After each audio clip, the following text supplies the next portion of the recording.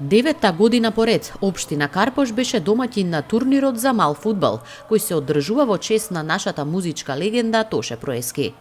На спортскиот настан учество земаа 4 екипи, и тоа Мандра од Скопје, Црвено цвеќе од Велес, Крушува од Крушево и екипа од Општина Карпош. Денес сме тука во спортскиот центар, спортската сала Форца, по повод деветиот јубилеен, деветиот традиционален, односно турнир меморијален во однос на нашата легенда, нашата најголема поп звезда, нашиот Тоше Проески, кој што се организира турнир од Мандра, Сдруженијето на власти стопанственици. Секако и Општина Карпош и оваа година е помагател, односно покровител на нови меморијален турнир. Наредна година е 10-тиот јубилеен, така да заедно ќе се потрудиме да го направиме, ако можеме, и меѓународен турнир, се во чест на нашиот Тоше Проески, човекот кој што беше, јас би рекол, најголемиот амбасадор на Република Македонија на секаде во светот.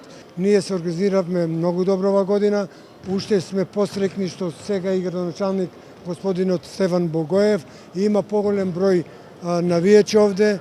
Се направи жребање во четвртокот на 25 во Александар Палас, се 4 екипи и како што повтори господинот градоначалник, имаме план и идеи до година да биде навице на меѓународен.